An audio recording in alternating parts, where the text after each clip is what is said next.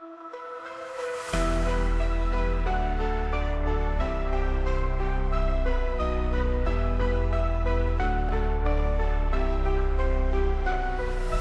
system's rigged, man, it's time to break free. Eyes wide open, gotta see what I see. Standing on the front lines, fighting for the truth. Lift the veil of lies, it's time to be the proof. Take a stand, don't you back down. Raise your voice, let's shake the town. We're the voices that won't be ignored. Breaking chains, yeah, we're ready for war. With the power of the people, we'll make them see a world of justice, united and free. United and free. United and free. Marching with a purpose, we're taking it higher. Fighting through the struggle, igniting the fire. No more silence, we'll make the noise loud. Together in this battle, standing strong and proud. Injustice fades when courage aligns. Rise up together, break the confines. We're the voices that won't be ignored. Breaking chains, yeah, we're ready for war.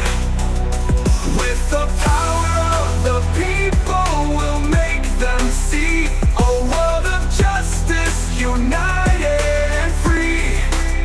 United and free. United and free. So rise up now, it's our time to shine. Together we'll write a new paradigm. You paradigm, you paradigm.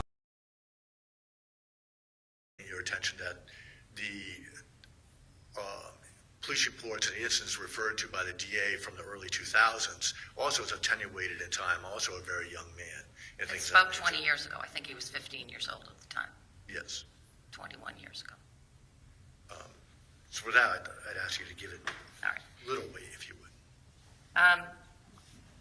So thank you for that preliminary sort of ground, setting the table. I'm happy to proceed however is most efficient and also comfortable for the individuals from the public that wish to speak and give their victim impact statements. And so, Commonwealth, I know you provided me with a list of individuals who either wanted to speak or have something read on their behalf. Is that list still current this morning? Yes, Your Honor. I know in terms of Kendall's statement, I will be reading that into the record for the court's benefit. The list is the same. I know the Commonwealth had submitted 18 written impact statements to the I read court. them all. And I think 2 more came in this morning. I have them right here, and I haven't read them. One of them is Kendall's, I see, and you're going to read that. Yes. And the other are, I will read before, obviously, I make any decision. But I did read all the ones that I had received earlier. And I think the order, what's that? They're these, the same ones. The other two. Okay, so in terms of 7 and 8, which the court had provided the list, 2 of them are on Zoom, Madam Clerk. Okay, Or is that we have the prepared? television up, so I Okay. can see them. And so other than that, Your Honor, I don't see any reason, if that's the next stage, why we wouldn't All right, proceed. and so I do the victim impact statements right from here so that I can have a bird's eye view of the individual that's speaking, and then of course we'll use the TV for anybody that's online. And I've advised the parties what the ground rules are for impact statements, so I'm confident they will be appropriate. Okay, great. So we can have Elizabeth Sisterson first. If I may, Your Honor, Yes, before we begin, I was waiting for the right opportunity to interrupt. My client would it's also hard with me. My client would also like to make a statement. I don't know when you would like him to do So that. I always, in the scheme of things, I do the victim impact statements. Then I'll ask for your arguments, and then usually the last thing I do before I end the sort of evidentiary, we'll call it, part of the sentencing hearing, is to ask the defendant if he wishes to speak, and I give him an opportunity to speak. Thank you. All right.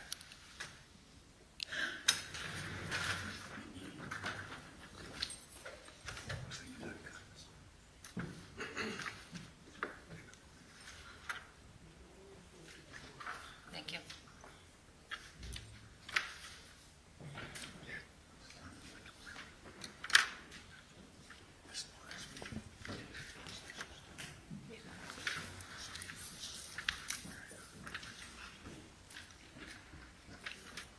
Good morning, Judge Frenier.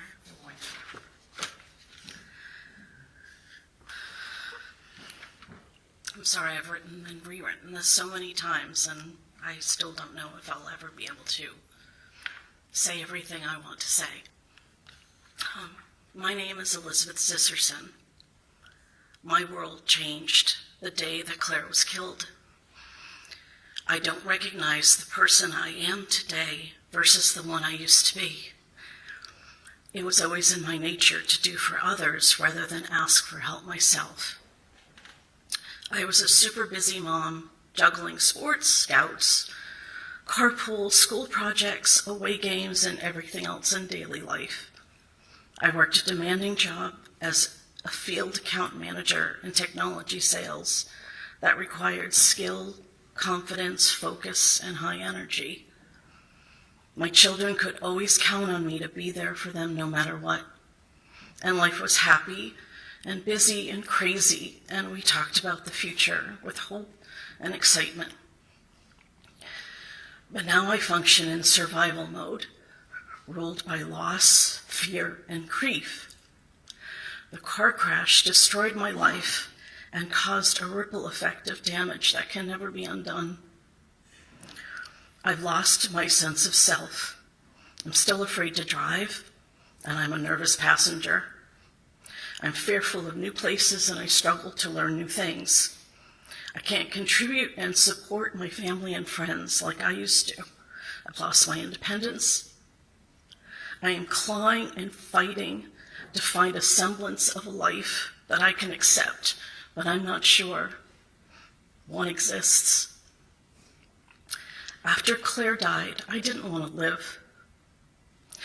The ache of Claire's loss is overwhelming to me. It's like touching the sun. But I know, too, that I'm not the only one feeling this pain. It's devastating to watch my son and my husband grieve and cope, or to not be able to cope with Claire's death. I try to hide my grief and fear from them, worried that it will hurt them even more. I wish I could take their pain away and spare them from their grief, but I don't have that power. As a family, we cling together to stay afloat. Our table of 4 is now 3. Our house is quiet as a tomb. The colors of our world are dull. Ken and I would talk to the kids about how, as adults, Claire and Ted would be friends. They would be each other's weddings and watch each other's children grow up. And as grandparents, we would spoil their kids rotten. As siblings, they would always have each other. That will never be. Every milestone, every achievement in our lives is missing Claire. Claire wasn't given a chance to experience life past the age of 13. I grieve for the life she could have led. She had such a brightness to her, like a light that shined within. Claire cared so deeply about her friends and was sensitive to others' feelings. Claire had such a promising life ahead of her. She didn't deserve to die. She deserved to live a full life and experience everything life had to offer. She would have made such a difference in this world had she lived.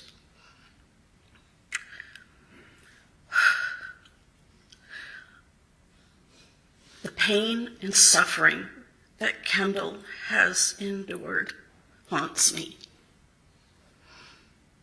I look at Kendall and I see Claire. I see Kendall smile, and I think about Claire. They were so alike. They even looked alike. And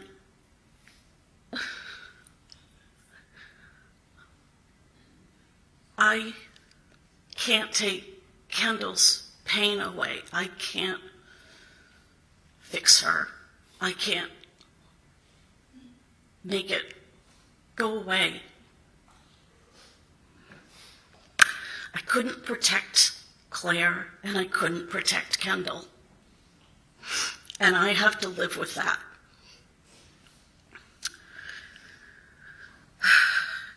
But if I can help protect another person from dying or suffering at the hands of Gregory Goodsell, then that is what I will do until my last breath. Please help me keep him from ever doing this again. He can watch the sunrise every day and breathe the air and see his family. His freedom might be restricted, but he gets to walk away from the devastation he left behind. But Claire won't ever see another sunrise, and we won't ever escape the devastation of losing Claire. Thank you. Thank you for listening to me, Your Honor.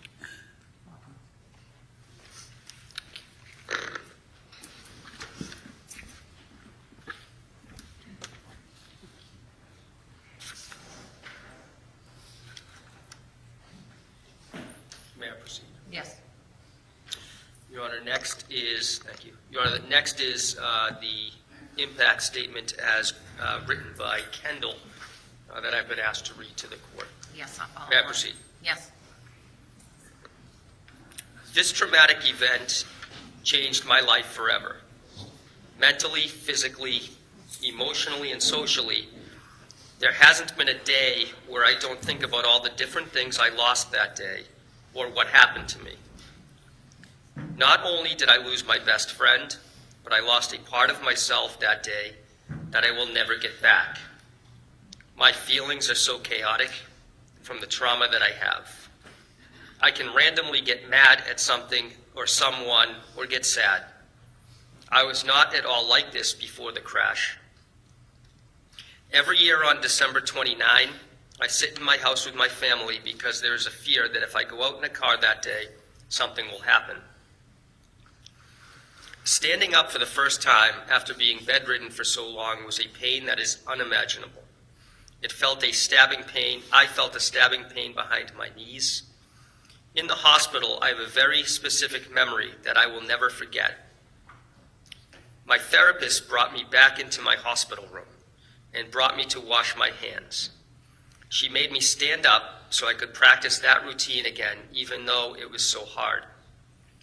When I stood up, there was a huge horizontal mirror staring at me, and that is when I saw the new me. I saw the very pronounced scar on the right side of my face and under my eye. I saw the feeding tube coming out of my nose. I saw how injured my eye was. I just stood there speechless, nothing going through my brain, having absolutely no idea how I even looked like that.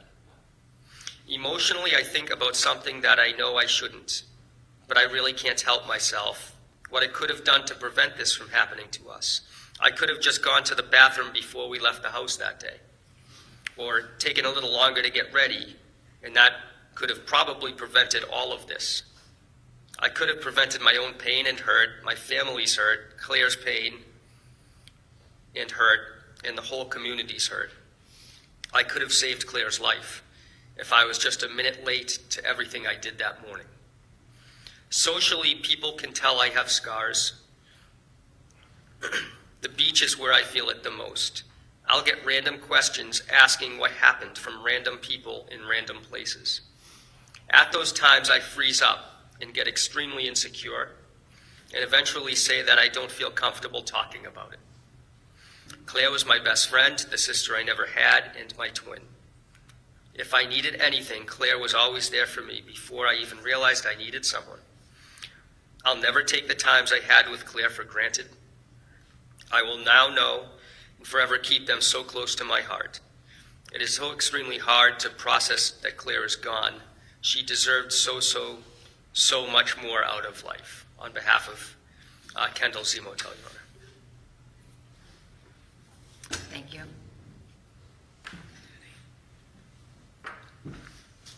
Well, Andy Sisterson, please come up.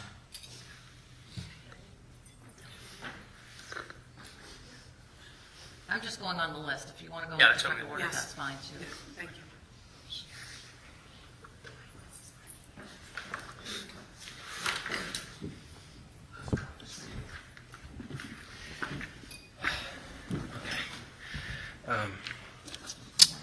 Good morning. I'd just like to preface this by saying that I'll likely need some long pauses to compose myself and ensure that I'm conveying my message, and I will verbally indicate when I'm done with my speech. Okay, thank you. Honorable Judge Frenier, my name is Theodore Zisterson, and I am Claire's brother.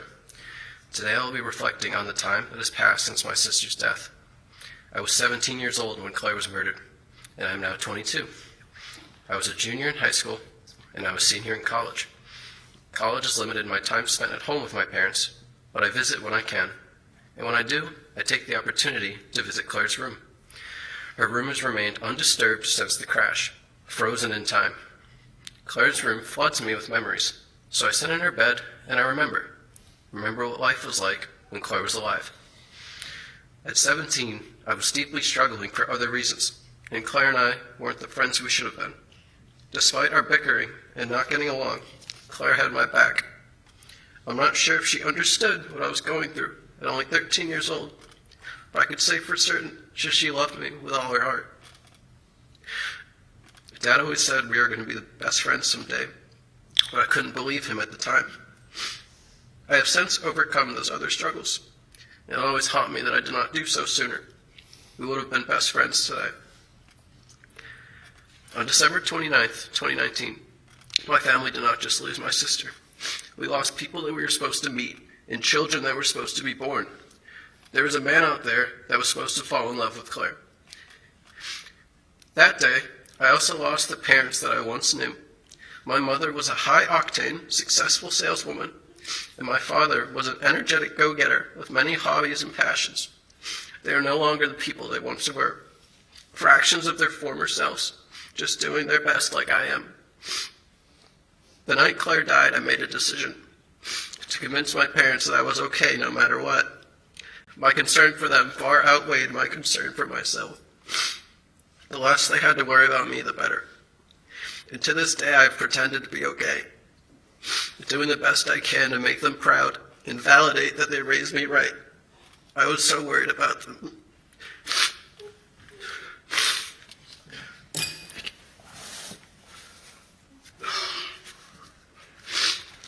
Quarantine immediately followed my sister's death. I would consider the pandemic a time that brought many families together, but not mine. We each had our corners of the house, and we grieved. Silence broken by my mother sobbing, or my father screaming in anguish.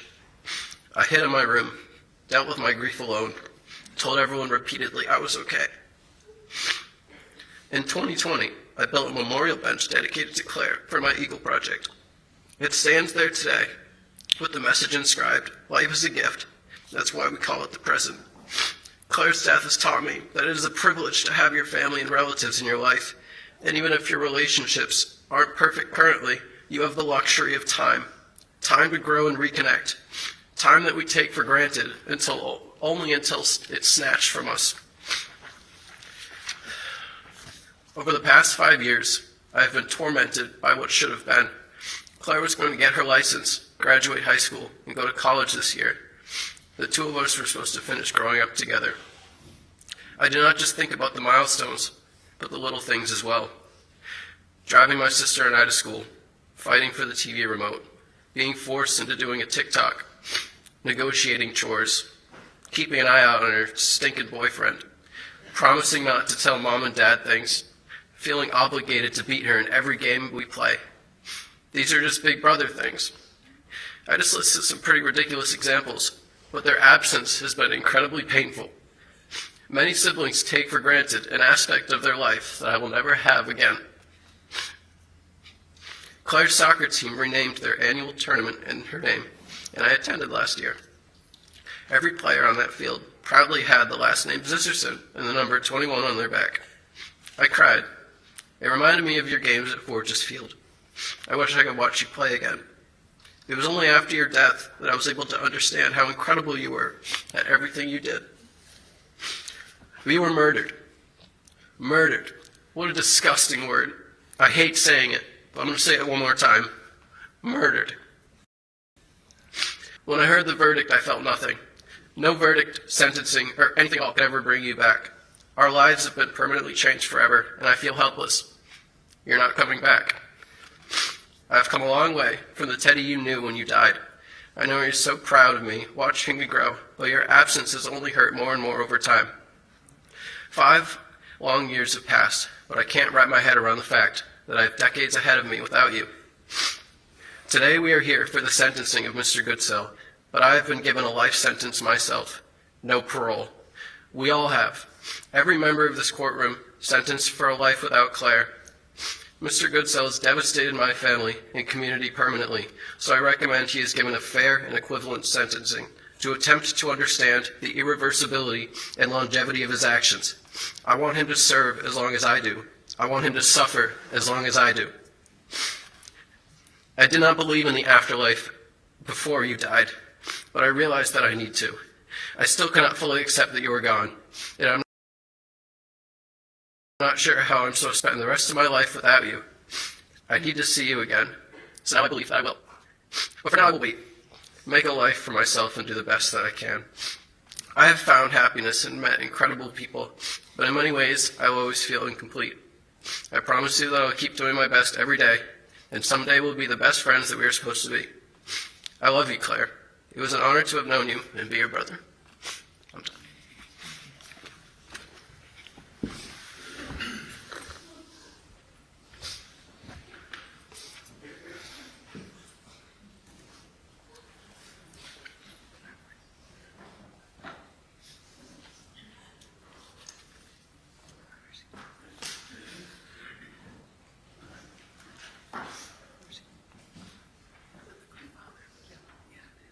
Howard, where's, oh, thank you. I didn't see him. Okay.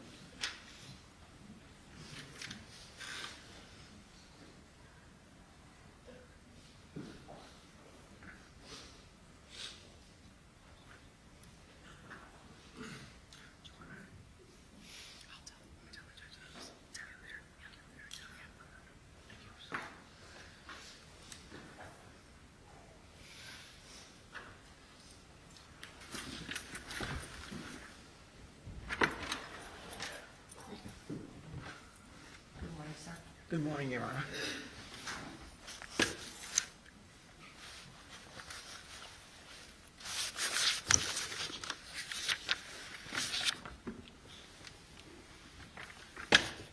Honorable Judge, I'm writing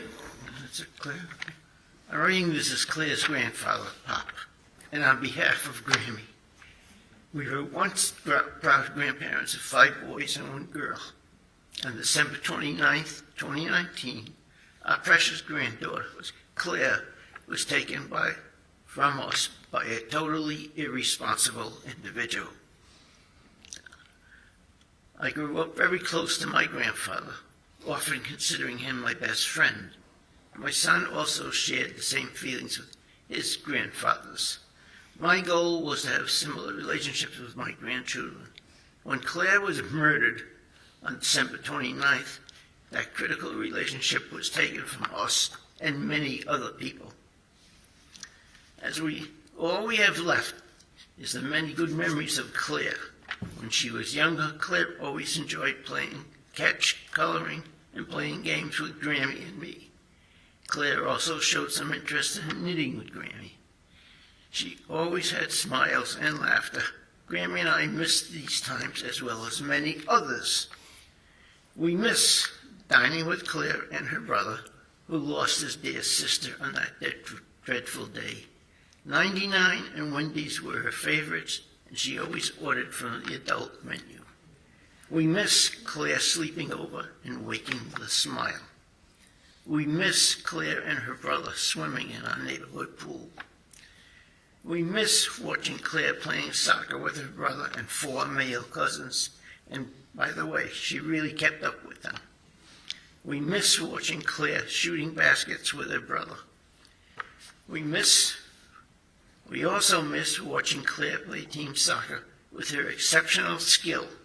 She could fool opponents by kicking with either foot. She was a natural athlete who also excelled in basketball. We believed that we would watch Claire playing soccer at a college level. This dream was also taken away on December 29th. We miss hearing about her fashion list as we shopped for Christmas and birthday presents.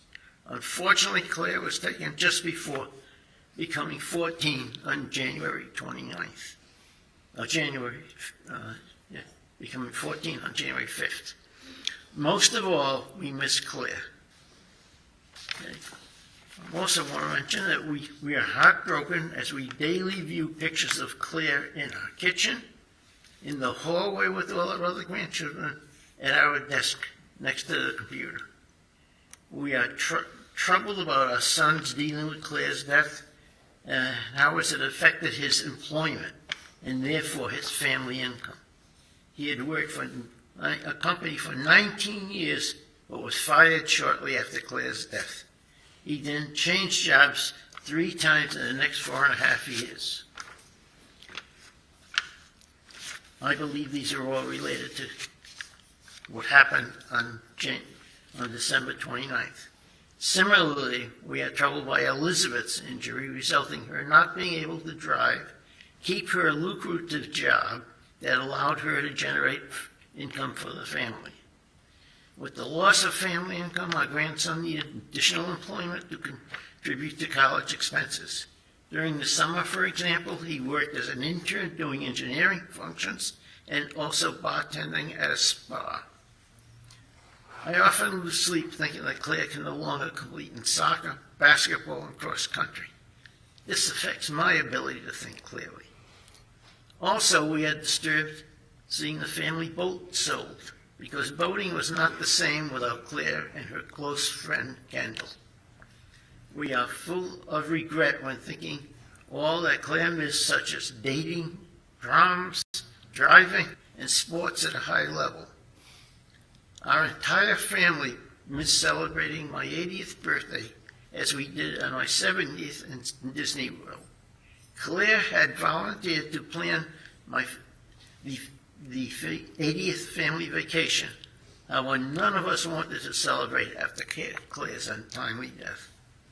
We have fears that the defendant is being released too early and harming our family, the Z motels, and others seeking revenge. Again, most of all, we miss Claire.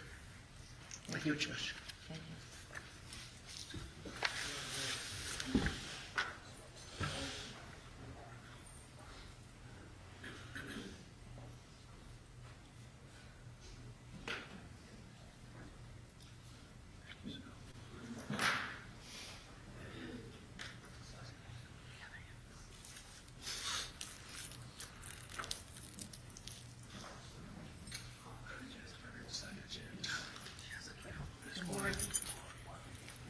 Good morning, Your Honor. My name is Heather Z. Motel. I would like to start by thanking the jury for all their time. There is so many more I would like to thank because the Z Motel family couldn't have gotten through this without you, and we are truly grateful. What we went through and the impact this has had on our family was unimaginable, a mother's worst nightmare. That call in the middle of the night or early morning. That fear will never be something I will never be able to let go of. My 10 weeks at Children's Hospital in Spalding took me away from my boys. Yes, there were visits, but the visits were sad and serious and affected their mental health. To see them as hurt as I was another knife digging into my very sad, terrified heart. I was there with Kendall day and night and praying like no one has ever prayed. I watched her lay in that hospital bed for weeks, hooked up to what looked like every machine in the hospital. She had tubes coming from all parts of her body. Once she woke up and her brain started to process, she wondered why she was getting cards from so many, but her best friend hadn't sent one. That was one of the hardest things I had to do as a mother. I had to tell Kendall Claire was no longer with us. Eventually, I would watch Kendall's recovery. I would watch her relearn to swallow, relearn to speak, relearn to eat, and relearn to walk. Gary and I would take dinner breaks and step away from Kendall's bedside. We would be in the cafeteria. I remember repeating over and over that I wanted to wake up from the nightmare.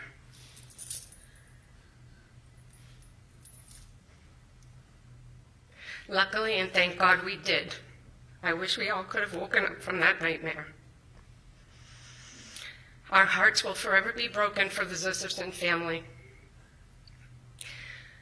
And for my girl, I will continue to pray hard that she has a long, healthy life. Thank you.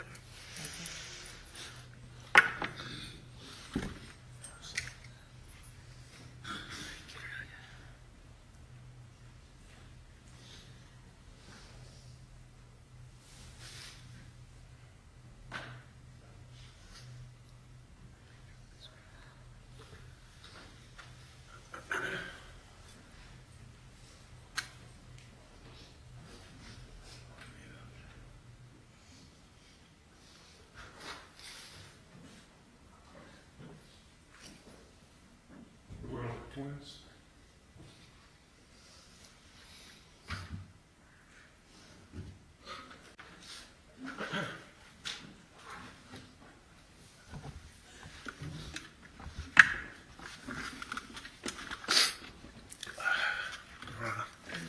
Gary's in motel.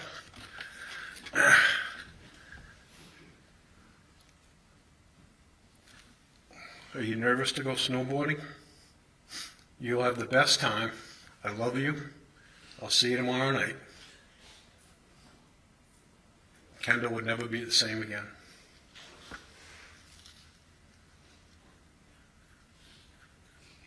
Phone rings around 6:50 in the morning. Kendall's phone had recognized the impact of the crash. The phone company only thing could tell us that the accident happened in Pembroke. I called the Pembroke Police Department and was told after a pause, immediately get to South Shore Hospital. The ride for Heather and I from Plymouth to the South Shore Hospital seemed like a lifetime. When we got out of the car in Weymouth at South Shore Hospital, the only thing we were shown was Kendall's earrings and necklace. Otherwise, she was unrecognizable, laying in a bed with what seemed like 1,000 people around her.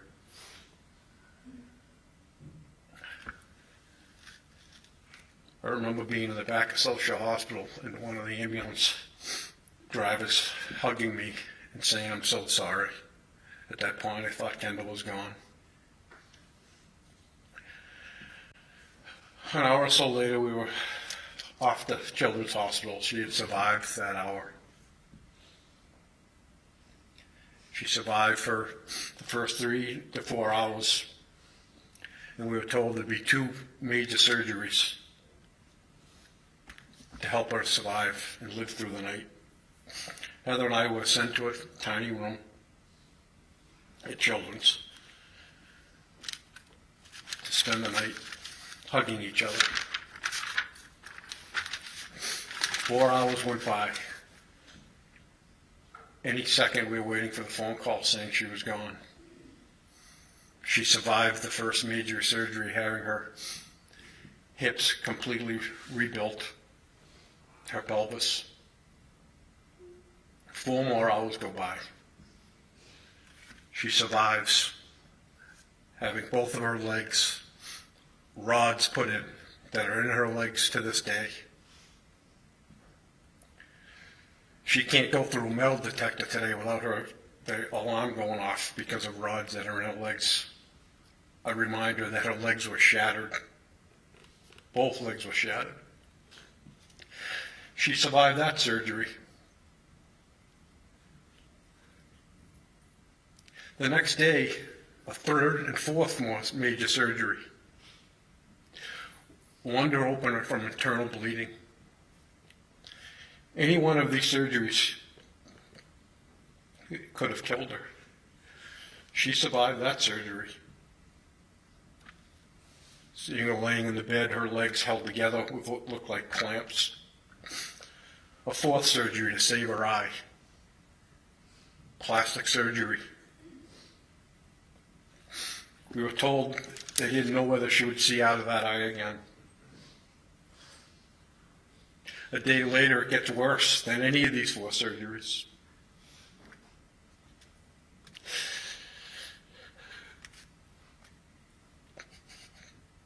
Doctors tell Heather and I that you're going to see Kendall's brain swell for 3 to 4 days.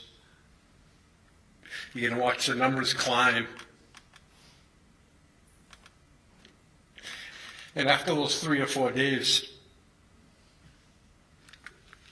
the numbers will either continue to climb, and that'll be it, or the 4th day, the numbers may start coming down. You want to talk about someone's worst nightmare, watching that, as she lay in that bed. The swelling of her brain for 4 days. At one point, they had to basically drill a hole in her head to help alleviate the pressure.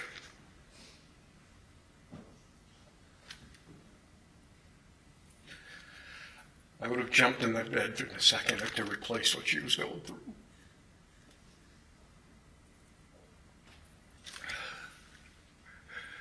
And then we meet with a neurologist, and they're told, they show us her picture of her brain. They had no idea what her condition was going to be, when or if she woke.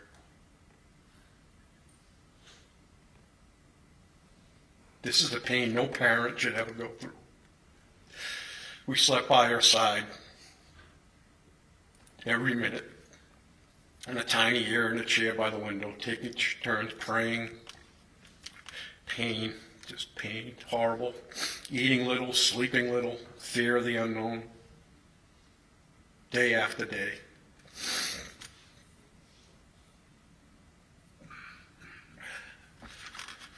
Five weeks later, she had recovered enough to be able to be moved to Spalding, where we saw Kendall learn how to walk again. In a harness, walked around a room, learning how to eat again, giving ice chips. Her left arm, they said, could be paralyzed for her life. They worked on her arm. My boys, Dylan, Ryan, and Logan, were left at home for over 3 months, basically without their parents.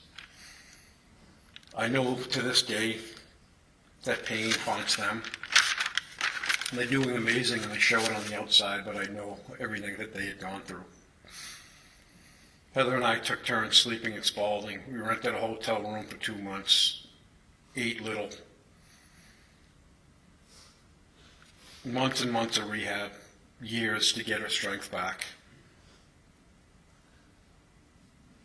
Appointment after appointment, too many to mention, doctor after doctor. The scars on Kendall are permanent, they'll never go away. It's a constant reminder. She wears them, in a sense, like a badge of honor, so that she will never forget. My family is scarred for life. Kendall has scars, but we are all scarred from this senseless tragedy. The tentacles of this have spread wide. The town of Plymouth has been amazing. The fear that we have lived with, our lives have changed forever. I've seen the pain like no other. I've seen what the citizens have gone through, what we've gone through. No family should ever have to go through this. It's undescribable. Thank you, Your Honor.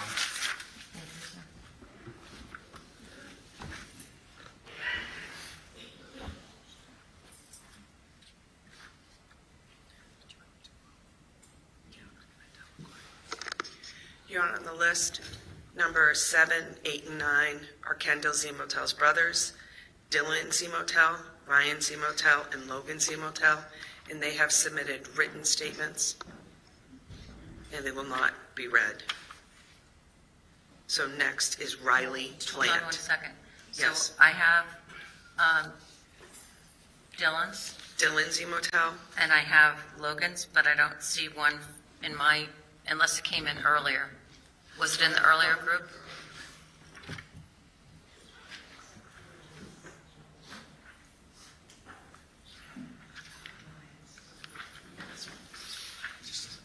no, it's this one.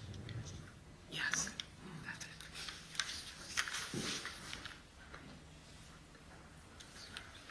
Let me just take a moment to read those. Thank you. That's somewhat different. It's just an extra one.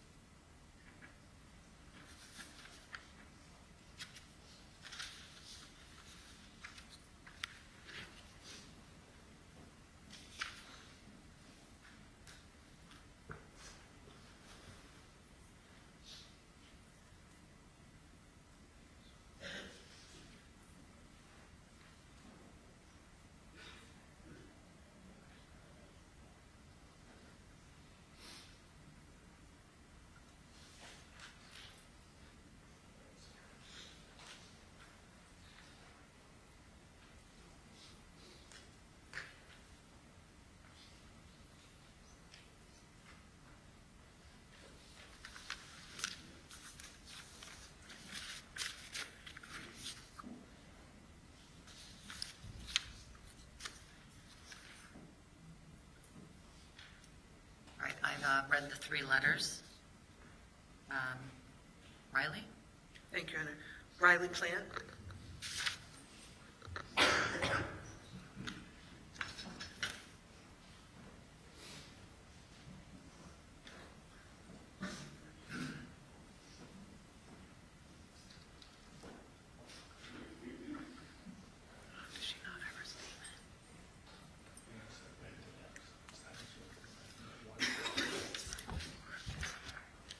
Your statement?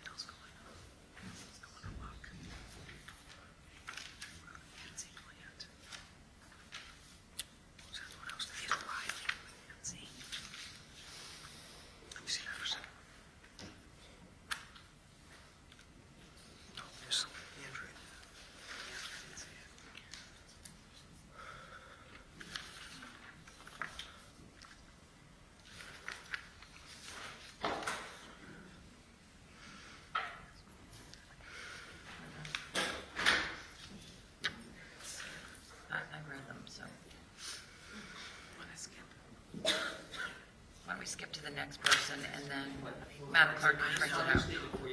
Don't worry.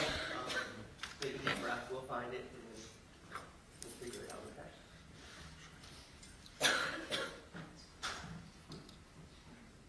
It's in the text. It's in the sheet. She puts her name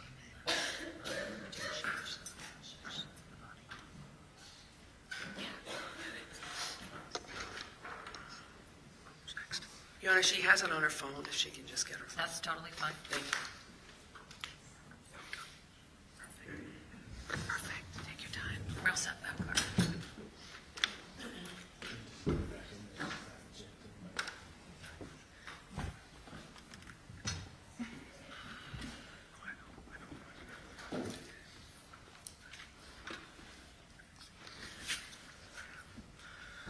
Hi, my name is Riley Plant, and Claire Rose Zisserson was my very best friend. I met Claire while playing soccer when I was 6 years old. I loved Claire more than words could ever describe, but I'm going to do my best to describe this to you. Claire was the perfect friend. She was funny, kind, inclusive, loyal, understanding, and made everyone around her a better person. Claire took the word teammate to a whole new level. She would never take a selfish shot on goal. Instead, she would pass the ball to someone else and let them have the glory of scoring. She would make sure every single person on the team felt welcomed, boosted their confidence, and made sure they were having fun. Claire was the purest, most innocent person I ever knew. A friend like her only comes once in a lifetime. She can never be replaced. I'm so thankful for the times I spent with Claire. She had the best sense of humor and was able to make me laugh even on the toughest days. She was always so much fun to be with. A day with Claire was sure to be a great day. Claire was always there for support and encouragement. When we were 11 years old, Claire convinced me to sign up for recreational basketball. I had barely touched a basketball other than maybe gym class. I really had no idea how to play the game, but I knew I would be on her team. I also knew anything with Claire would be super fun, so I decided to play. I didn't know the rules of the game, and sometimes I got frustrated, but Claire always encouraged me. She helped me understand the game and pushed me outside of my comfort zone. But at the same time, she made me feel confident. She made basketball something I looked forward to every week. That's the kind of person she was.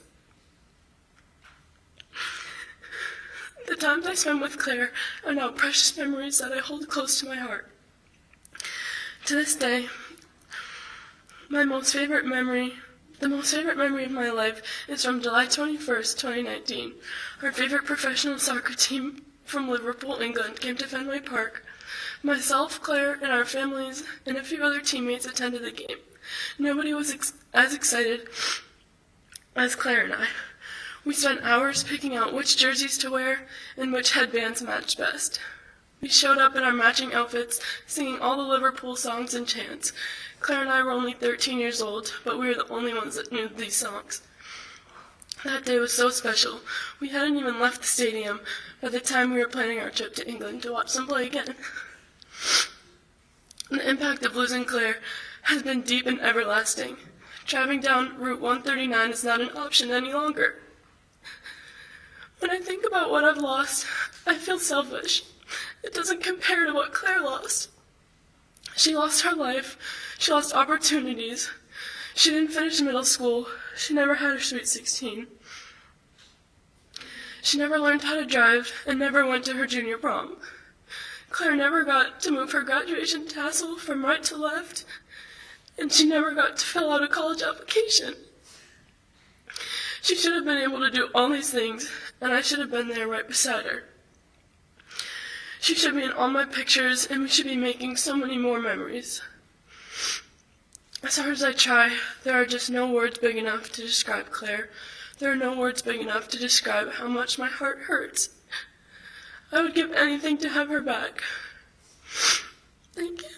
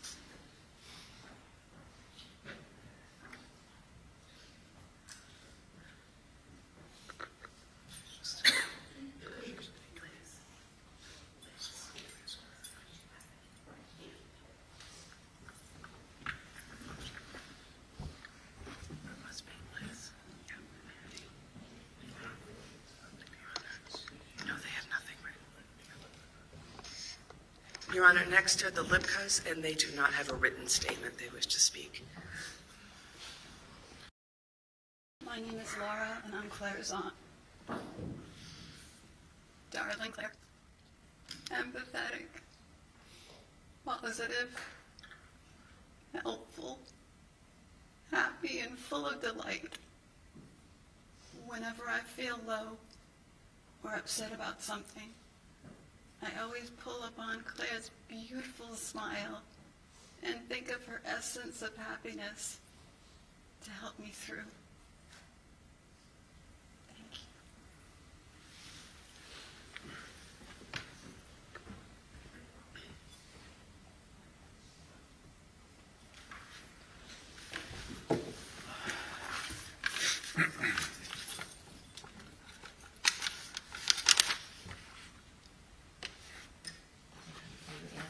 Yes.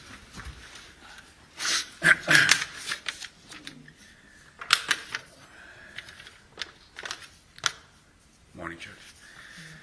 Honorable Judge Frenier, my name is Andrew Lipka. I am Claire's uncle. My daughters Liz and Emily were Claire's first cousins. My wife Laura is Elizabeth Sisterson's sister. The impact of the loss of Claire has been so broad and deep. I'm going to speak about it in terms of the individual, family, community, and psychological impact. First, I want to recognize the court, the Commonwealth District Attorneys, and the Friends of Zisterson and Zemotel families. The steadfast, intelligent, and caring dedication of the District Attorneys cannot be overstated. I want to especially call out the bravery of Kendall Zemotel for the courage that she demonstrated in testifying during this trial. This young lady has been through hell and has worked hard to heal and to get herself into college. After living through the crash and the loss of her best friend, as a father, I can understand and even admire how Mr. Goodsell's father was here every day to support his family. I am perplexed as to why the Goodsell family would want all of us to relive this worst tragedy of our lives. Finally, I want to thank the Massachusetts State Police and the Pembroke Police Department, as well as all of the first responders.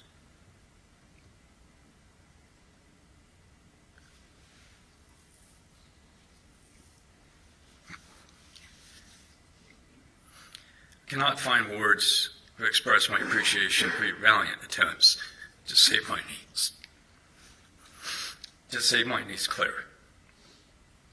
I know that you did everything possible, and we're so lucky to have men and women like you in our community. I also believe that your perfect execution of every detail of your investigation supported the District Attorney's ability to achieve justice. God bless you. God bless all of you. At 13, Claire was a playful, kind-hearted, and wise young lady. She was a true angel, and she and her family deserved to live an amazing life.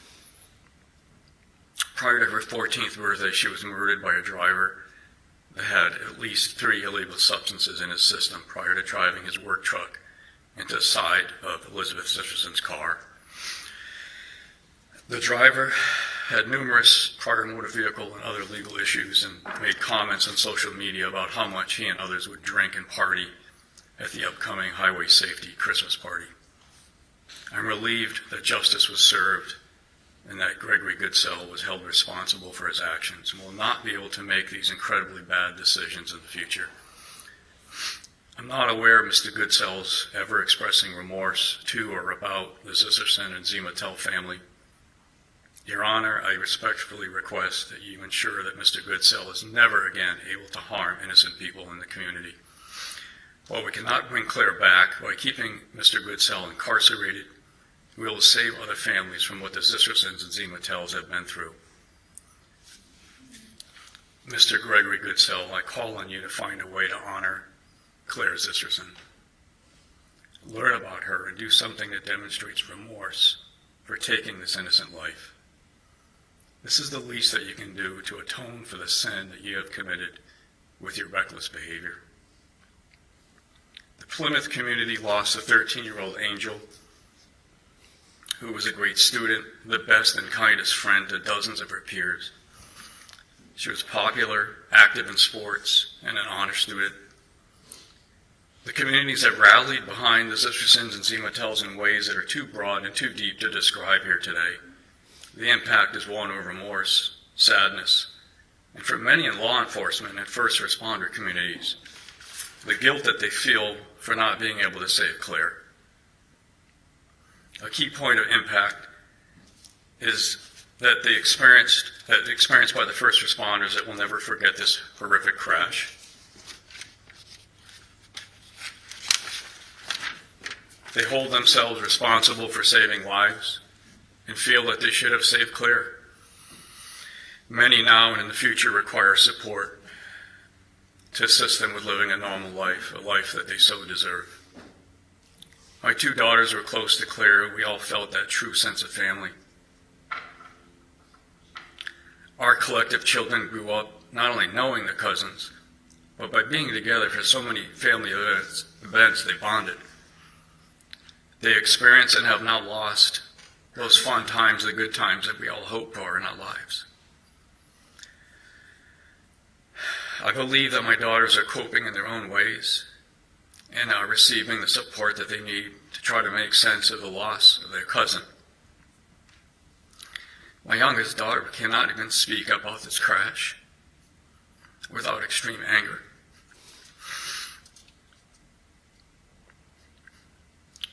Soon after we lost Claire, my nephew Ted, who was an Eagle Scout, built a beautiful mahogany bench which sits overlooking the soccer field at the Rising Tide School in Plymouth.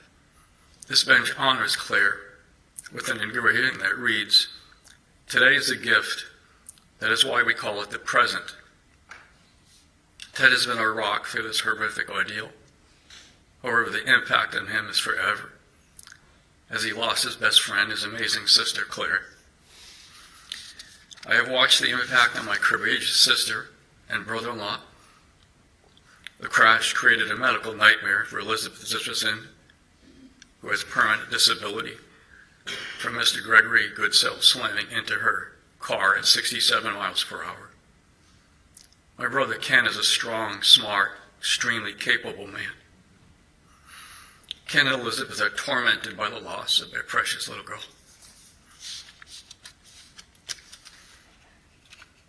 The Zisterson family requires many forms of medical assistance, which is likely for the rest of their life. The impact on me is difficult to put properly into words. I still cannot believe or understand that my beautiful Claire is gone. Even the satisfaction of the legal system working correctly does not dampen the knife that is sliced through my heart and soul. As a young man, I joined the Marines and experienced sacrifice, challenge, and tragedy.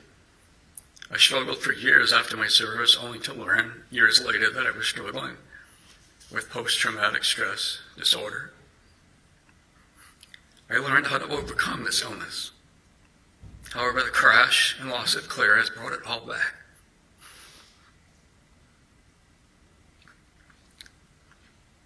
It has affected every waking moment of my life.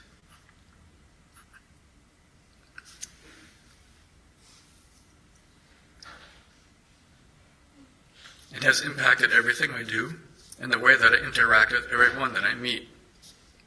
I have a caring set of providers who are helping me, but I only want two things. I want Claire back, and I want to ensure that no family ever endures this indescribable pain.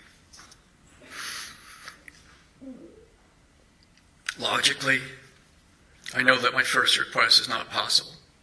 However, Judge Frenier, I beg you to ensure that my second request happens. And you can do that today. Your Honor, please recognize that the impact I've described is only a fraction of the total impact experienced by the crimes committed by Mr. Goodsell. I implore you to ensure that Mr. Goodsell be incarcerated for the maximum time allowed, to ensure that he can never again hurt another family.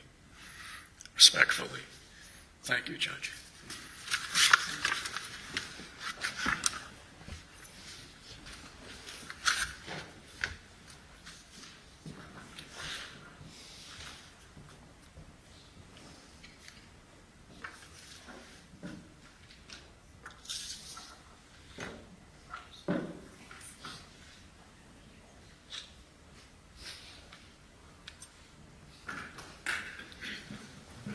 Honor, next is Liz Lipka.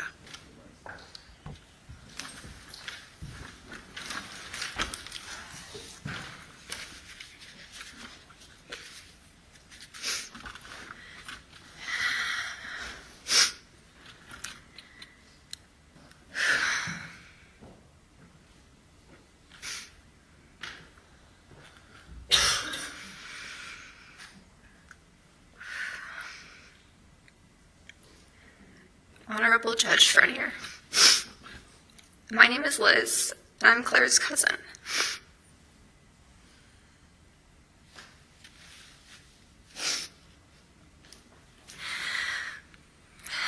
Claire and I shared a bond that transcended our 15-year age difference. From the time she was born, we were inseparable whenever we were together. We would laugh, play silly board games like Pretty Pretty Princess, and snack on peanut M&Ms. In almost every picture of us, you can see it. We're clinging to each other, overflowing with love and joy. I was her big cousin, and she was the light in so many of my days. When my dad told me about the accident and that Claire wasn't going to make it, all I could say was, "But she's just a kid." That thought has stayed with me ever since. Claire was only 13. Just days away from turning 14. We often hear the phrase, "They had their whole life ahead of them," when someone young dies. But now, I feel it instead of just hearing it when someone says that. When that statement is said about someone you love, someone so young, it stops being just words. It becomes the crushing reality you're forced to live with every day.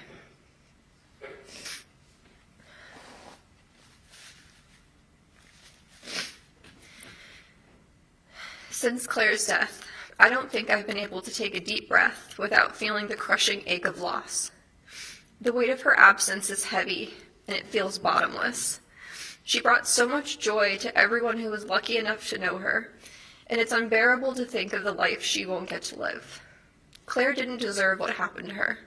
She should still be with us. Her death created a before and after in my life. Before Claire passed, and after. Losing her didn't just take my cousin, it took away the future we were supposed to share. The moments we'll never experience together. I will always carry the weight of her loss, and I know it will never go away. There is no closure in situations like this. No amount of healing will ever balance out her death. Grief doesn't leave you, you just grow around it. But that pain is always there. I hope this court understands the enormity of what was taken from us, and from Claire. Not just a life, but a future full of possibilities that will never be realized. I beg the court to protect the world from Gregory Goodsell. Mr. Goodsell has been my boogeyman since the moment I learned of the accident. I see him in every white truck I pass while driving my white Subaru. He murdered my cousin and took everything from my family. Kendall Zemotel should get to live her life without the fear that Gregory Goodsell is out in the world. She has a strength that none of us will ever come close to knowing. She deserves peace for the rest of her life. I personally have never met Kendall, but Claire loved her, so I love her. I got 2 tattoos for Claire after she died. One is a rose on my right hand, so I can see it every day. The other is a sentence that wraps around my left forearm. It reads, "There is a piece of you in everything I do." And that is true. Claire was stolen from us, so we have to live for her. But it really hurts. Please keep my family safe, and please keep the world safe. We've already lost too much. Thank you.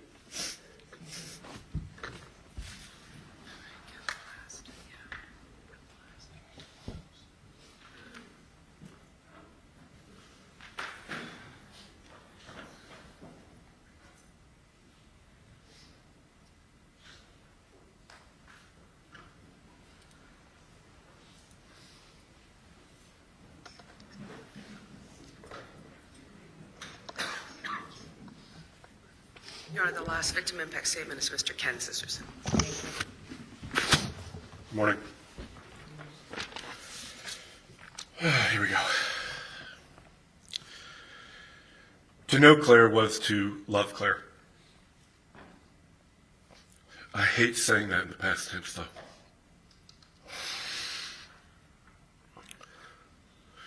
Shortly after the car crash, there was a rush to our home from family, neighbors, friends.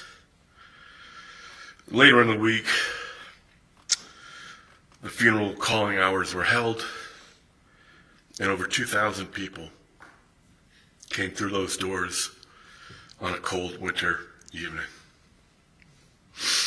I remember Claire's friends, classmates, teammates, and cousins coming through the line with the same look on their faces, shock and dread. For most of them, it was the first time they had to deal with the tragedy and their own mortality. It was a real demonstration of innocence lost. One day Claire was here, and the next she was gone forever. As the adults and parents came through the line, I kept hearing the same phrase over and over again. At the time, I didn't know how to respond. A few days later, on a similarly cold winter evening, there was a vigil held in downtown Plymouth at Brewster's Gardens, with over 3,000 people attending to denounce the choices and actions of the defendant. There were speeches given, songs sung, prayers offered. That evening, and subsequently to this day, I hear the same phrase. I can't even imagine. What I've learned to say after many years of not knowing what to say is simply the following. When someone says, I can't even imagine, I reply, you shouldn't have to, it's not natural. It's not natural to get a phone call that there was a car crash on a lazy Sunday morning after helping pack Claire and Kendall and Elizabeth to go off on a snowboarding adventure. It's not natural to be told on the way to the hospital not to worry about parking my car. That's when I knew it was serious. I can't even imagine. It's not natural to race into a hospital, be directed to my wife, who was pleading with me to check on Claire. It's not natural to see your daughter lying on an imaging board, motionless. I remember asking the nurse, can she hear us? And she replied, I hope so. It's not natural to be told your daughter needs emergency surgery just to make the drive to Boston for more extensive care. I can't even imagine, it's not natural to see your daughter being feverishly worked on by medical professionals, and slowly, one by one, they leave the room, only to be told that your daughter won't live through the night. I can't even imagine, you shouldn't have to see your beautiful daughter's mangled face and body after just seeing her verdant and full of life a few hours earlier.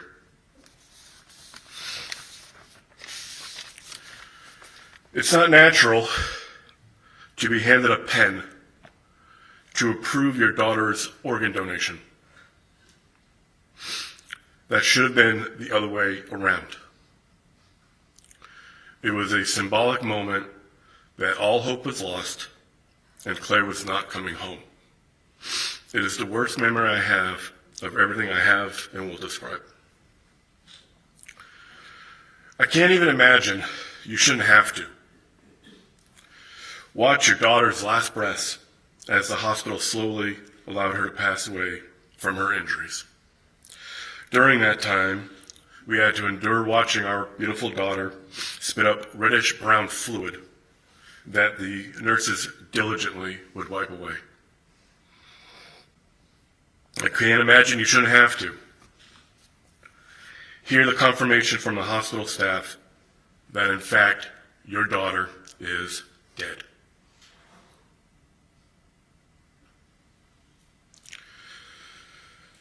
I can't even imagine, you shouldn't have to, driving away from the hospital after those 14 hours of hell. The chemicals racing through my brain were unlike anything anyone should ever have to experience. I can't even imagine, you shouldn't have to hear that the car crash was caused by a drunk driver. I initially thought it was an elderly person who pressed the gas pedal instead of the brake. To hear that someone was drunk at 6:30 in the morning is not something I even fathomed. The emergency personnel knew before I did and tried to warn me about what I was about to find out. Shock has a weird way of bending the logical thought process. I can't even imagine, you shouldn't have to, all these years later, to be still terrified to go to sleep, knowing the nightmares are coming. Every night, over and over again. I can't even imagine, you shouldn't have to, accept the graciousness of an entire community. The overwhelming amount of support is amazing, but unfortunately in this case, it is for a tragedy as opposed to a triumph. I can't even imagine, you shouldn't have to, watch a police video interview where the defendant, the person who just killed your child, is more concerned that the Patriots lost to the Dolphins that Sunday.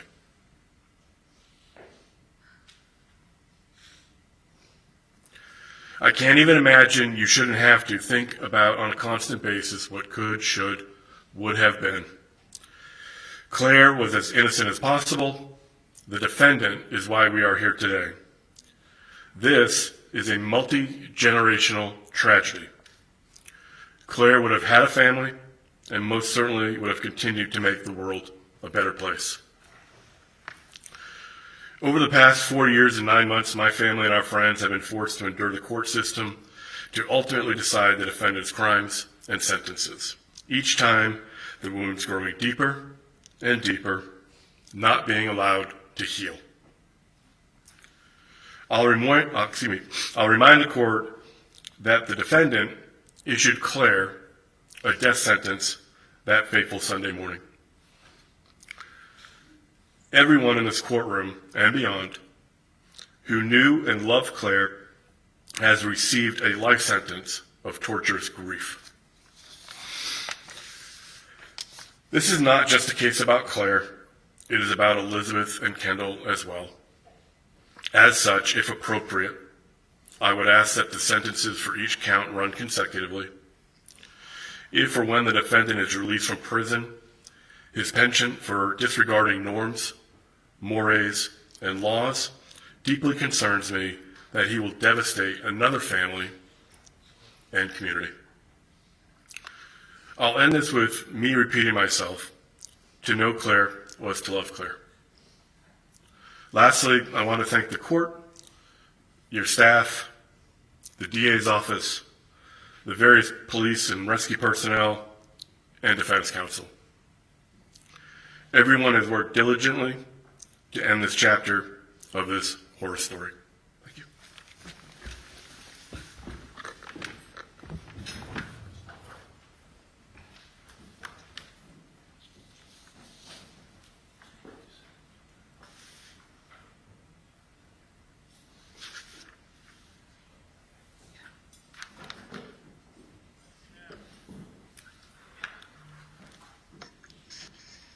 Your Honor, may we just inquire if there's anyone else that has changed their mind and wishes to speak? Thank you.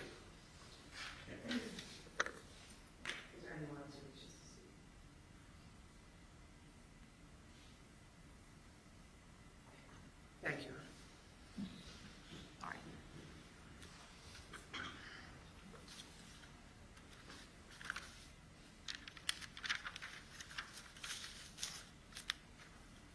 So I'll hear first from the Commonwealth with regard to the overall sentencing recommendation.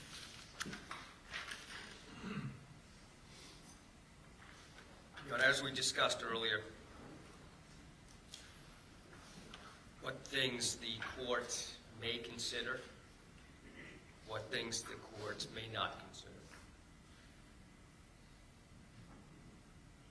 Everything that the court can consider has already been presented. And it started on September 6th or 7th, the first day of testimony.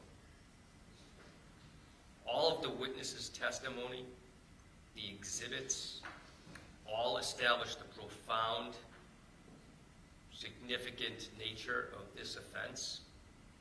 What you heard today, I can't possibly supplement, top. It's not my day.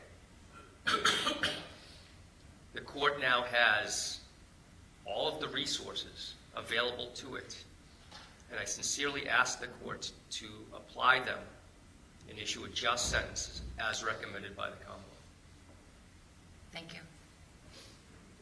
Attorney Van Colen. Yes, thank you. And by the way, you could proceed in either way. You can argue, and then the defendant can allocute, or he can allocute, and you can argue. Actually, given the nature of the victim impact statements, I'm glad Your Honor has given my client that opportunity. I think some of the questions some of the victims had articulated may be answered, and I think it'd be appropriate that Mr. Goodsell address the court at this time. I've asked him to address you directly as to not cause any discomfort of the family, of him looking at the family. Right, that's appropriate. Mr. Please, Steve. For the amount of pain that I have caused, both emotionally and physically, how could I possibly think saying sorry for my actions that morning are good enough to anybody involved in this? Sorry. Involved in this absolutely devastatingly tragic accident. Because of my out-of-control mindset and chaotic behavior that entire night, a young lady with a bright future ahead of her is no longer alive.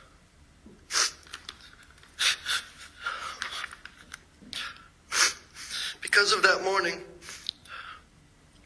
another young lady and a very caring mother have suffered horrible life-affecting injuries, physically as well as mentally. Because of that morning, a close-knit community has been affected emotionally from such a horrible event happening to such good, innocent people. And because of that morning, I will most likely never see most of my family ever again, and my 6-year-old daughter Avery has to grow up without a father. Nobody should ever have to attempt to live through the pain that I have caused to all these people through my careless, destructive behavior on the morning of December 29th, 2019. If I could go back to that day and die instead of Claire, I would in a heartbeat. But unfortunately, I can't do that. Unfortunately, I did choose to go to that party that night, knowing it was probably a bad idea. And I allowed myself to become completely vulnerable to any situation that arose. Because of that decision, I shamefully take responsibility for my actions and can hold nobody accountable except for myself. I have attempted to get the mental health help I've so badly always needed, and have taken as many classes and programs as I could to try to become a better man. The constant nightmares, never able to sleep because of what I did that morning.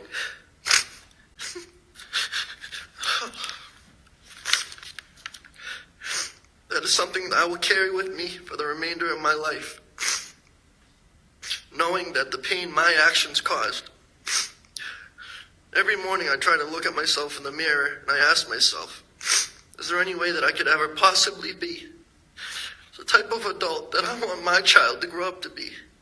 No matter what I do in my life, that answer will always be a hard no because of what I did that morning. This is the worst possible nightmare, as well as lesson of my life. And now all I can do is try to help other people who are dealing with similar issues than I was, with mental health and addiction problems, and try to help guide them to get the help they need before their path leads them to the same nightmare of a life as my path led me. So am I sorry? There are no words to describe how I feel for everybody affected by what I did. Sorry is the biggest understatement of my life. And I sincerely apologize from the bottom of my heart to the Zisserson family, the Zemetel family, the community, the first responders involved, my family, and anybody else affected by my actions.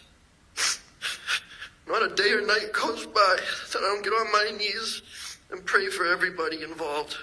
God bless you all. Counsel. Thank you, Your Honor. I did make a submission. I know Your Honor has read it. In response to some of the victim impact statements, as you are aware, Your Honor, I've only been on the case about a year. I first met Mr. Goodsell a year ago, October of 2023. I've seen him probably at the jail a dozen times or so. He has always been extremely remorseful.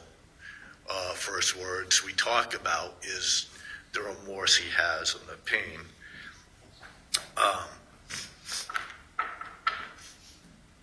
You have his background. He comes from a family of alcoholics on both sides, multi-generational alcoholics and addictive issues and substance issues. His mother, I believe, still lives in a rehab at this time due to her own issues. You heard that he is a father. He's a father of a little girl. He's indicated to me conversations he's had with the girl. He's been straight with her at 6 years old, that he's not coming home because of his actions. And he said the words to me, reflecting on those phone calls, that he's not coming home because he killed a little girl. He's told her that. He's someone that in jail, in my career as a criminal defense attorney, this is unique because this is a unique situation of the type of crime that's been committed, and the jury's found him guilty of murder. He's not a typical, what I suggest from my experience, murderer, if you will. While in jail, I submitted my sentencing memorandum, his programs. I think I just updated it earlier this week. No less than 30 programs he's attended. They run the gamut of everything from AA and NA and groups and counseling as to substance use and substance abuse, but they go into trying to get a better education, his own education, whether it be for jobs or whether it be for knowing how a person works, how to participate in recovery, how to help other people, as well as getting more involved in his own faith. This is not lost on Mr. Goodsell. This is not once did he attempt in our preparation for the defense to try to point the blame somewhere else. This is a case in which he's always accepted, without going into lawyer-client communications necessarily, he's always accepted responsibility. Never once did he say, oh, this is someone else's fault or anything of that nature. Your Honor, there are several purposes for sentencing, and I suggest this may be the hardest part of your job on that side of the bench. It was a long trial, and I suggest exhausting for everybody here in this room, including Your Honor. But this is a very difficult decision of what is the appropriate sentence. There are several purposes for sentencing. several goals of sentencing, if you will, some of which include retribution or punishment. What's the appropriate punishment for the purpose of punishment? One of them is restitution. I suggest that's not even an issue in this case of restitution, but rehabilitation, reintegration, removal from society, and deterrence. While Mr. Goodsell has been incarcerated these past several years, coming up on 5, he has taken every opportunity that the system he was currently in, the Plymouth County House Correction, to try to rehabilitate himself, to give him tools to reintegrate himself into society as a better person than when he entered the jail. Any sentence that Your Honor imposes to the guidelines, whether upward or downward departure, there's a certain amount of removal that's happened and is going to continue to happen. He's going to be removed from society. In my proposal, I suggested that a 15 to life on the murder, and then concurrent sentences on the remainder of the offenses. He has approximately 4 years in. He's going to be removed at a minimum another 11 years on my proposal. That's if he would make parole. And I suggest to you that's no guarantee in our system that anyone makes parole first time. I suggest that he's going to continue to take advantage of programs. When he goes to state prison, there's many more opportunities than the county can provide to assure himself that this will never happen again. In the last part, deterrence, I suggest there's 2 parts to deterrence. One is any sentence you impose, and I suggest this case is right on point. He was convicted of murder for something I suggest people in our society never think of when they get behind the wheel having some drinks. This should have a deterrent effect on the community. When it's been in the papers, people have contacted me about the case when they see that I was the defense counsel. It's already had a great deterrence on the public as to the impact of what could be the impact of drinking and driving. Well, also deterrence on Mr. Goodsell. Does this sentence or this conviction provide a deterrence for him for ever doing it? Well, you heard his own statement. I suggest to you that some of the things that he's discussed with me, and it's in the paperwork I provide Your Honor. This is something that if he's ever released from prison, he wants to be active in helping other people not make the same mistake. He wants to educate and tell his story in a way that should help others and stop others from ever doing this kind of thing. As you heard from him, and it's in the paperwork, he has actively participated in that kind of behavior at the House of Correction, counseling others. And also, I suggest that would likely carry on to any state prison sentence. I don't remember exactly how many years ago, Your Honor, the Commonwealth, the legislature enacted the manslaughter while OUI, Melanie's Law, if you will. I believe Melanie's Law involved parties that came out of this county. Melanie's Law, the legislature indicated for this kind of thing, an 8 to 12-year sentence. My client was convicted of murder, though, not just that charge. But that's why I suggest that it should be run concurrent, that a 15 to life on a murder is a very significant sentence. My client does come before you.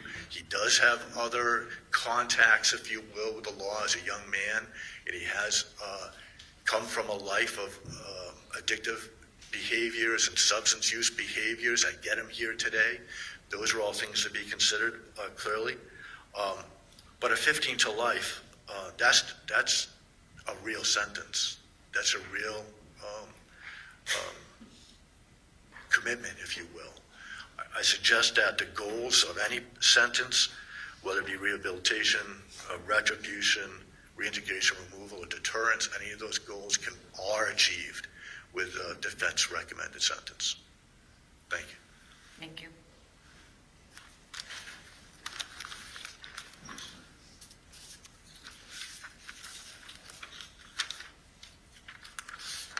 I'm going to take a brief recess. I'll see probation in the back. And Madam Clerk. Court, all rise.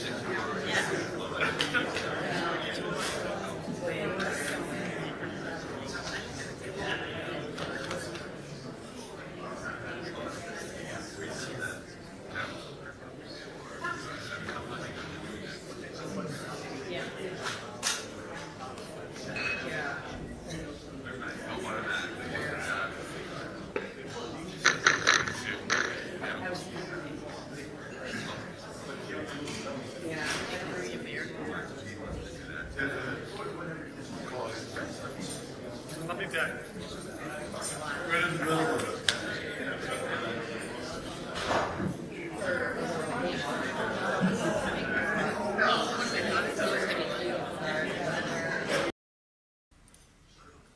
Court, all rise.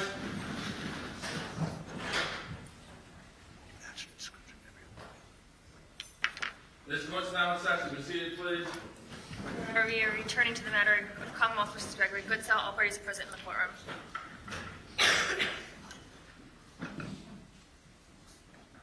You're standing. Commonwealth moves for sentencing. Your Honor. All right, thank you.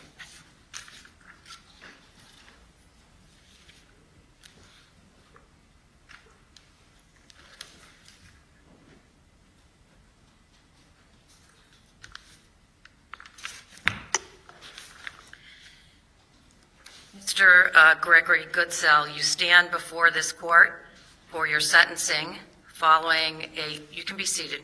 I have a few things to say. Following the verdict of guilty on September 24th, 2024, my starting point is to accept the unanimous verdict of the jury that you are guilty of the crimes of murder in the second degree, manslaughter by motor vehicle, OUI, and a .08 blood alcohol content, 2 counts of operating a motor vehicle under the influence of alcohol, or the BAC of .08 or above, causing serious bodily injury, and leaving the scene of an accident after causing property damage. There is no task facing a judge that's more important or more difficult than crafting an appropriate sentence.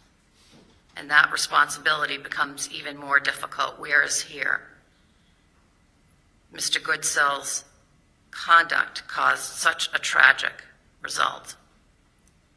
The loss of an innocent young woman, Claire Rose Zisserson, and the devastating impact on her family and the community, and the serious physical and emotional injuries to Kendall Z. Motel and Elizabeth Zisserson.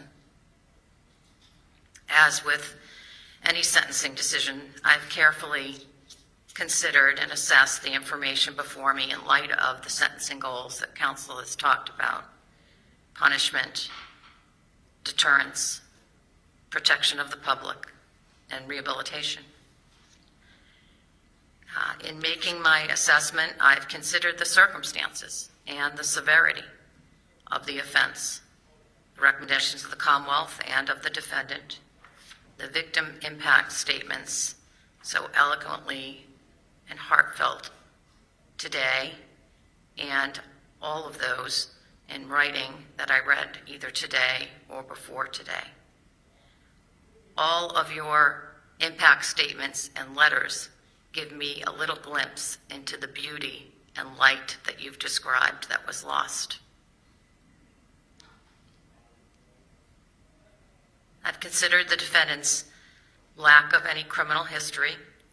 I've also considered the sentencing guidelines, which, as I mentioned, were established by the Sentencing Commission, created by our legislature, and that consists of people on all sides of the case: prosecutors, defense counsel, public safety, and correctional officials, as well as victim witness advocates. While not mandatory, these guidelines were designed, among other goals, to promote consistency in the sentencing process and in our judicial system. It's my responsibility to consult my own conscience, exercise my discretion in order to punish Gregory Goodsell justly.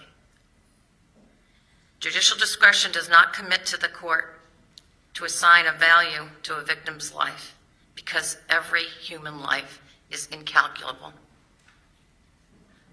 Judicial discretion does not permit me to render a sentence out of emotion or a public desire for vengeance.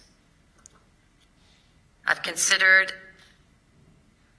the life of an innocent, remarkable, bright light, Claire Zisserson, a 13-year-old girl, beloved by her family, a compassionate and kind friend, who was taken because of your criminal conduct. As I said, the written and oral statements by the people that spoke and submitted letters portray enormous grief, sense of loss, and some anger that resulted from Claire's tragic death. The Zisserson family, Elizabeth, Ken, Teddy, lost their beloved daughter and sister, and the Plymouth community has lost its beloved neighbor, uniquely special friend, and teammate.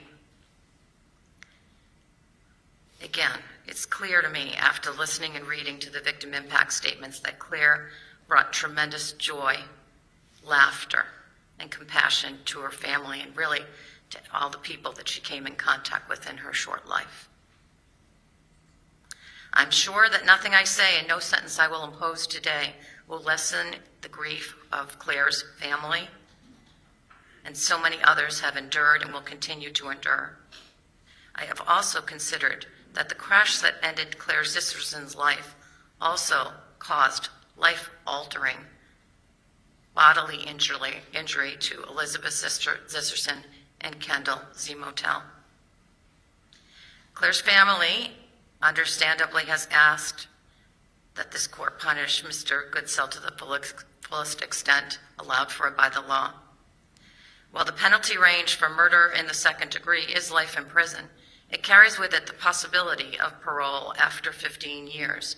Thus, at 36 years old, if paroled, Mr. Goodsell might still have the opportunity to lead some productive life, all the one forever burdened with the horrific results of his intentional behavior. That, I am sure, seems unfair to Claire Zisserson's family and friends. While I'm respectful of your feelings, I'm also mindful that the court should not and will not impose a sentence based on emotion.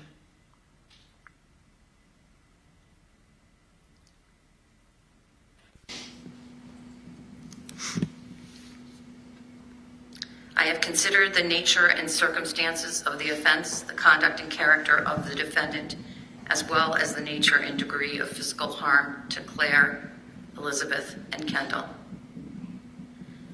The sentence I have crafted will, I believe, punish Mr. Goodsell for his actions, deter him from any future misconduct by forcing him to consider what he did and to learn to appreciate the gravity of acting without care for the obvious consequences of his actions, and will protect the public.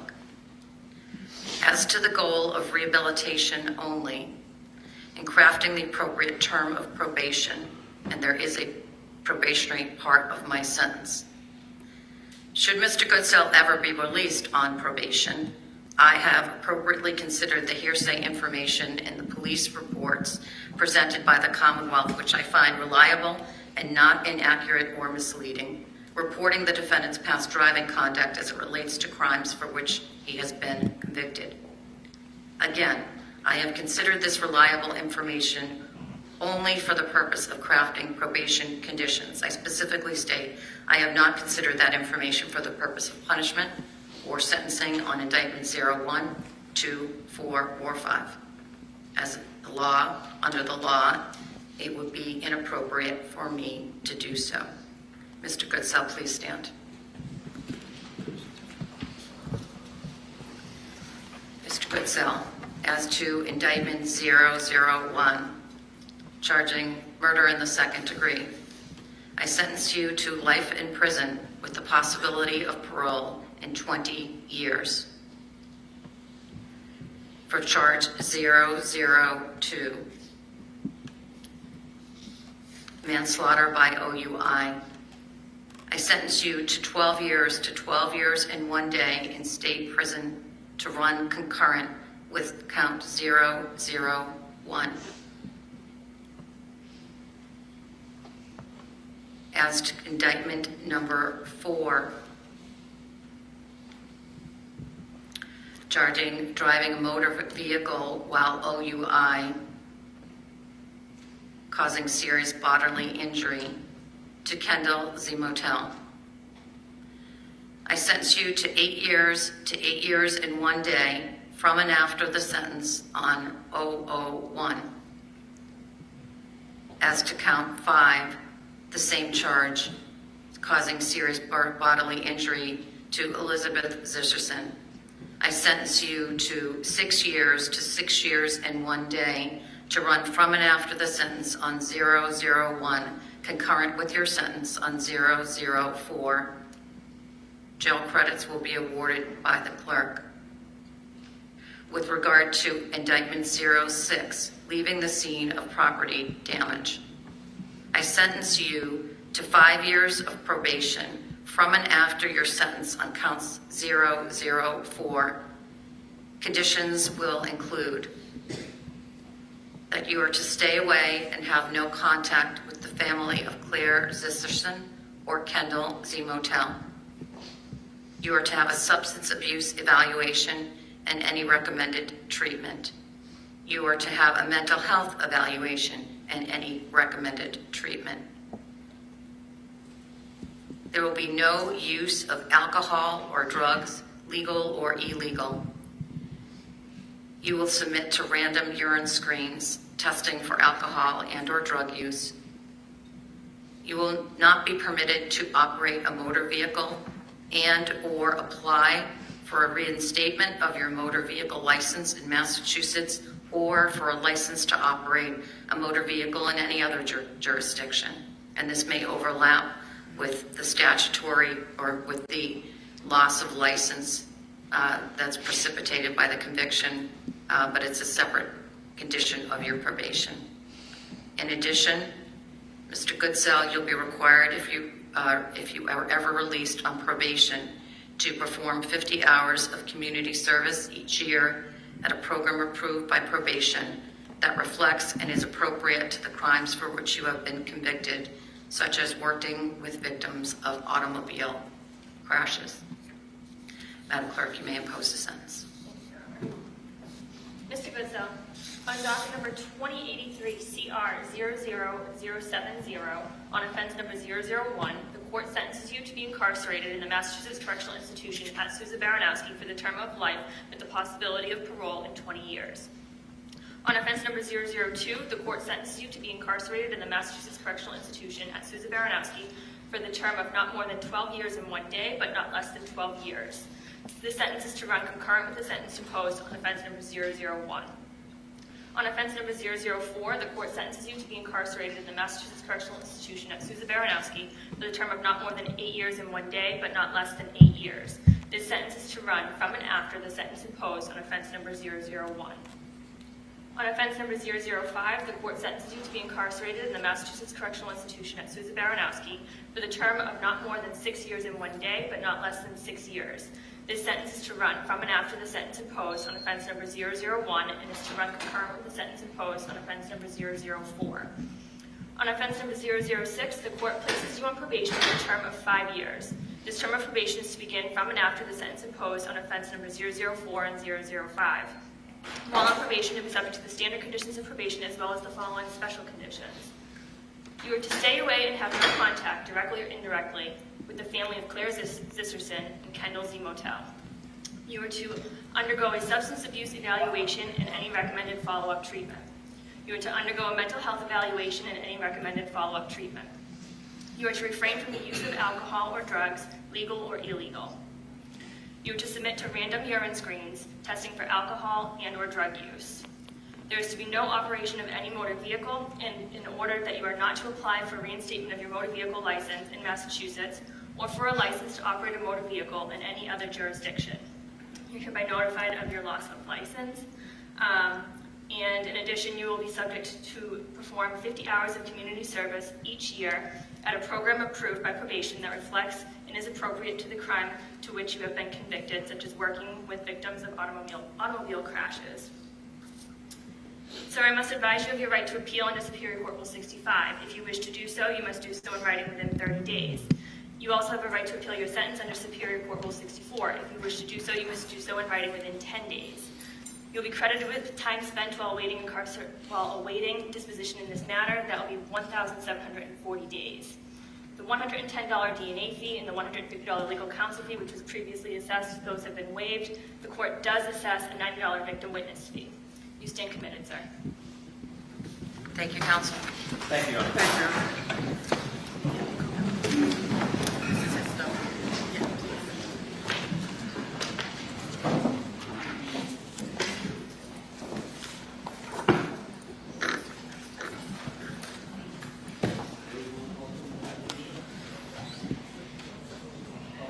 This court stands in recess.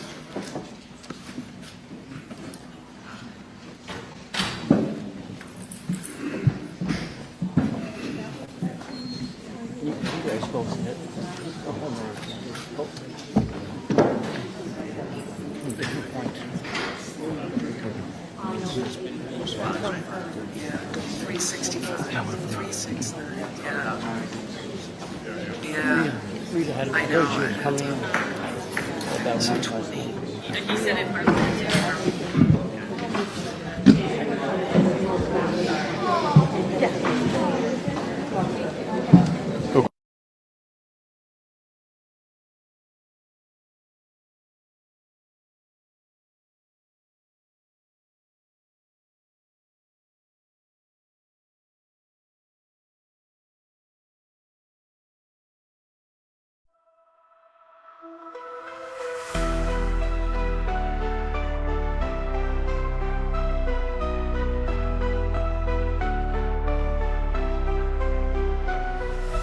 The system's rigged, man, it's time to break free. Eyes wide open, gotta see what I see. Standing on the front lines, fighting for the truth. Lift the veil of lies, it's time to be the proof. Take a stand, don't you back down. Raise your voice, let's shake the town. We're the voices that won't be ignored. Breaking chains, yeah, we're ready for war. With the power of the people, we'll make them see a world of justice, united and free. United and free. United and free.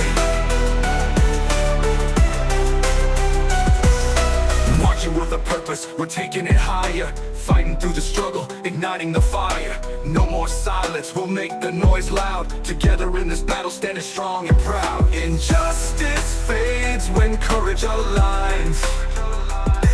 Rise up together, break the confines. We're the voices that won't be ignored. Breaking chains, yeah, we're ready for war. With the power of the people, we'll make them see a world of justice, united and free. United and free. United and free.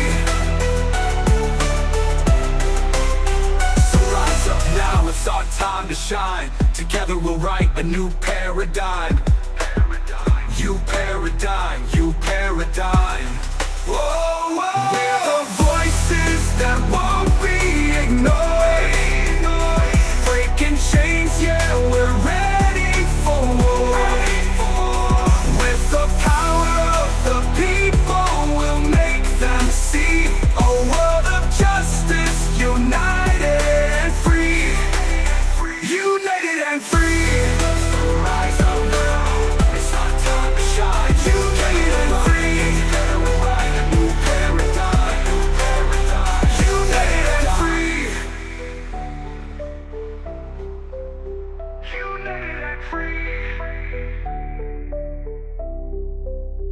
United and free.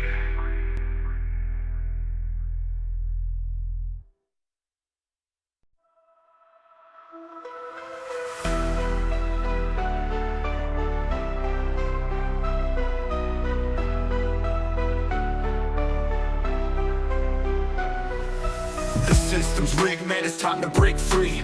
Eyes wide open, gotta see what I see. Standing on the front lines, fighting for the truth. Lift the veil of lies, it's time to be the proof. Take a stand, don't you back down. let's shake the town. We're the voices that won't be ignored. Breaking chains, yeah, we're ready for war. With the power of the people, we'll make them see a world of justice, united and free. United and free. United and free. Marching with a purpose, we're taking it higher. Fighting through the struggle, igniting the fire. No more silence, we'll make the noise loud. Together in this battle, standing strong and proud. Injustice fades when courage aligns. Rise up together, break the confines. We're the voices that won't be ignored. Breaking chains, yeah, we're ready for war. With the power of the people, we'll make them see a world of justice, united and free. United and free. United and free. So rise up now, it's our time to shine. Together we'll write a new paradigm. You paradigm, you paradigm. Whoa, whoa. We're the voices that won't be ignored. Breaking chains, yeah, we're ready for war. With the power of the people, we'll make them see a world of justice, united and free. United and free. Rise up now, it's our time to shine. United and free. We'll write a new paradigm. United and free. United and free. United and free.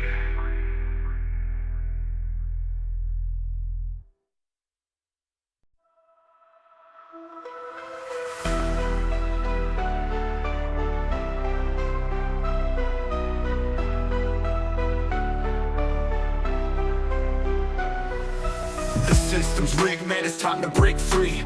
Eyes wide open, gotta see what I see. Standing on the front lines, fighting for the truth. Lift the veil of lies, it's time to be the proof.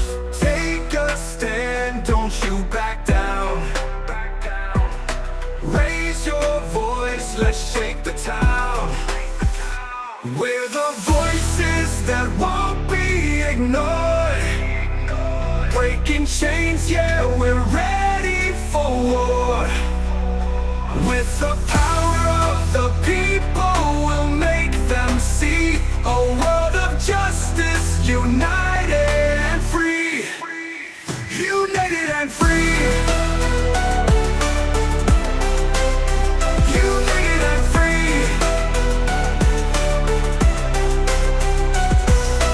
Marching with a purpose, we're taking it higher.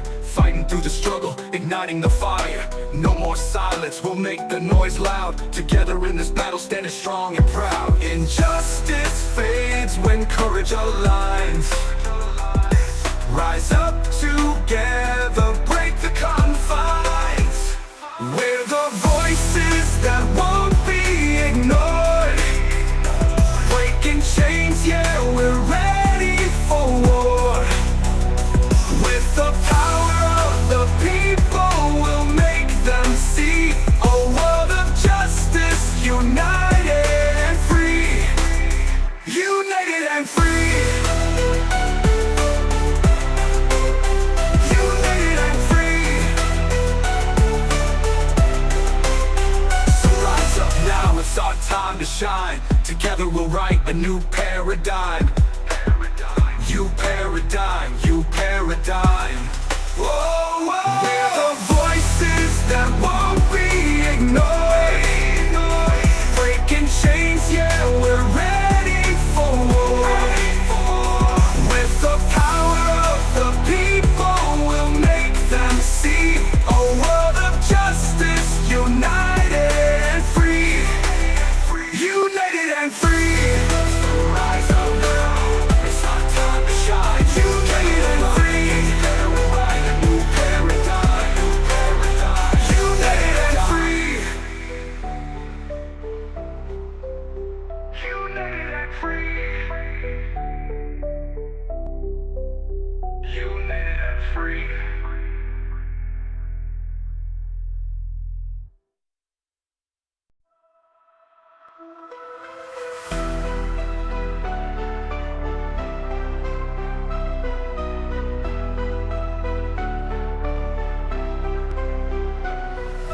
The system's rigged, man, it's time to break free. Eyes wide open, gotta see what I see. Standing on the front lines, fighting for the truth. Lift the veil of lies, it's time to be the proof. Take a stand, don't you back down. Raise your voice, let's shake the town. We're the voices that won't be ignored. Breaking chains, yeah, we're ready for war. With the power of the people, we'll make them see a world of justice, united and free. United and free. United and free. Marching with a purpose, we're taking it higher. Fighting through the struggle, igniting the fire. No more silence, we'll make the noise loud. Together in this battle, standing strong and proud. Injustice fades when courage aligns. Rise up together, break the confines.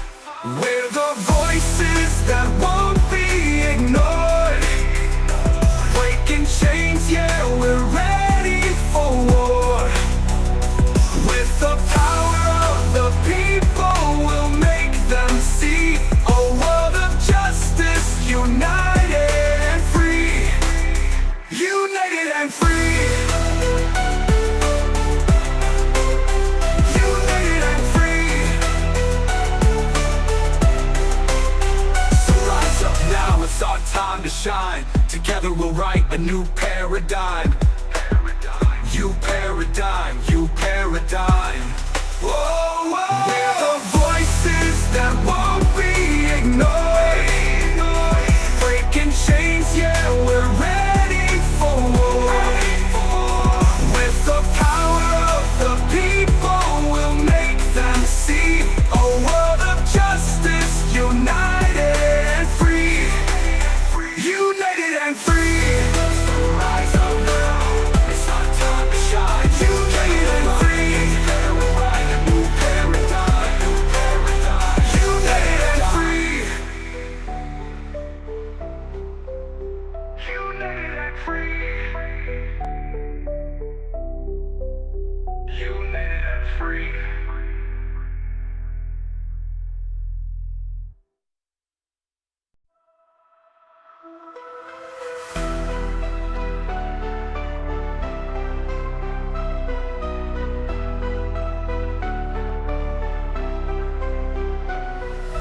The system's rigged, man, it's time to break free.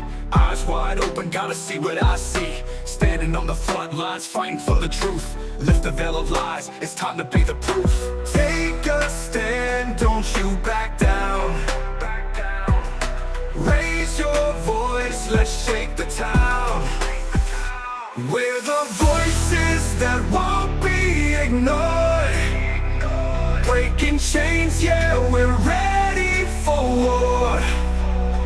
With the power of the people, we'll make them see a world of justice, united and free.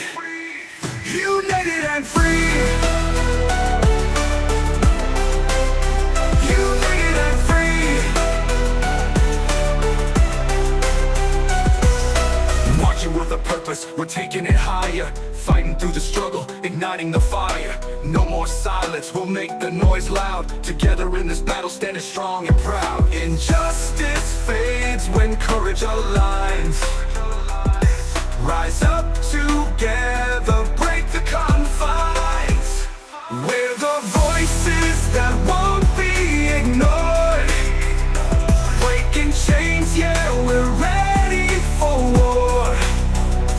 With the power of the people, we'll make them see a world of justice, united and free. United and free. United and free.